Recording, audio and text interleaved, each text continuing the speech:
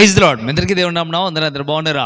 ఉదయకాల సమయంలో దేవుడు స్పష్టంగా నీతో మాట్లాడుతున్న మాట చూడండి. దీని ఒక మాటలు వినడానికి సిద్ధపడదాం.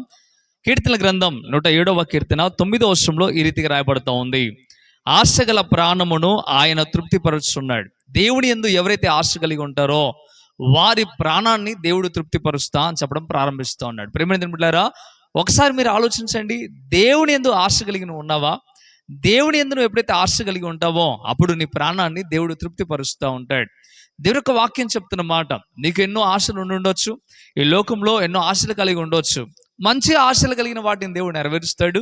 ఇహలోక సంబంధమైన ఆశలు ఒకవేళ నీకుంటే వాటిని దేవుడు నెరవేర్చాడు. దీని ఒక వాక్యం చెప్తున్న మాట, మరి నీ ఆశ నెరవేర్పు కావాలంటే దేవుని సన్నిధిలో నువ్వు ఉండగలగాలి. ఎప్పుడైతే నువ్వు దేవుని సన్నిధిలో ఉంటావో, ఎప్పుడైతే దేవుని మీద ఆధారపడటం ప్రారంభిస్తావో, ఎప్పుడైతే దేవుని దగ్గరకు వచ్చి అడగడం ప్రారంభిస్తావో అప్పుడు దేవుడు నీ ఆశ నెరవేరుస్తాడు. బైబిల్లో మనం చూడగలిగితే కొంతమంది కొన్ని ఆశలు కలిగి ఉన్నారు. హన్నా అని మనం చూడగలిగితే హన్నా మగ శిశువు కావాలని ఆశ కలిగి ఉంది. దేవుని దగ్గరికి వచ్చి ఆమె గర్భము దాల్చగలిగి, ఇదిగో నా మీద ఉన్న గొడ్రాలు అనే నింద పోవాలి, ఇదిగో నా భర్త నేను సంతోషకరముగా ఉండాలి అని ఆ బిడ్డ ఆశపడ్డది. ఎప్పుడైతే దేవుని సన్నిధికి వచ్చి తన ఆశను దేవునికి చెప్పగలిగిందో దేవుడు కొన్ని మాటలు తెలియజేశాడు. మరుసటి ఏటకల్లా నీవు గర్భం దాలుస్తావమ్మా, వెళ్ళు, సంతోషకరముగా నీ భర్తతో నువ్వు కలిసి జీవించు అని చెప్పాడు. ఒకసారి ఆలోచించండి, అర్థం చేసుకోండి ప్రియమైన బిడ్డలారా.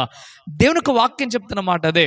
ఆశ నీకుంటే, ఆశ నెరవేర్పు కావాలంటే ఖచ్చితంగా దేవుని సహాయాన్ని కోరాలి. అప్పుడు దేవుడిచ్చిన సలహాన్ని బట్టి, దేవుడిచ్చిన సూచనని బట్టి నువ్వేం చేయాలో అది చేయడం ప్రారంభిస్తే దేవుడు తప్పక నీ ఆశను తృప్తిపరుస్తూ ఉంటాడు. ప్రియమైన బిడ్డలారా, ఉదయకాల సమయంలో దేవుడు స్పష్టంగా నీతో ఇదే మాట చెప్తా ఉన్నాడు. నీ ఆశ నెరవేర్పు జరగాలి అంటే, నీ ఆశ గొప్ప స్థితిలో నెరవేర్పు జరగాలి అంటే తప్పక నువ్వు ప్రార్థించే వ్యక్తిగా, దేవుని సన్నిధికి వచ్చే బిడ్డగా నువ్వు ఉండగలిగితే దేవుడు అద్భుతముగా నేను నడిపిస్తాడు. అనేకమైన గొప్ప కార్యాలు నీ పట్ల చేస్తాడు. ఆశ కలిగి ఉండటం తప్పు కాదు, కానీ ఆ ఆశను నెరవేర్చుకోవడం గొప్ప విషయం. ఈ రోజున దేవుని సన్నిధిలో నీ ఆశ నెరవేర్చబడాలని నేను కోరుకుంటా ఉన్నాను. నేను కూడా కోరుకున్నట్లయితే ప్రార్థనలో ఏకీభవించండి. ప్రార్థన. పరిశుద్ధుడా, గొప్ప దేవుడా, మీకు లెక్కలేని స్తోత్రం నైనా. ఉదయకాల సమయంలో స్పష్టంగా తేటగా నీ బిడ్డలతో మీరు మాట్లాడారు, అందరిని బట్టి వందనాలు.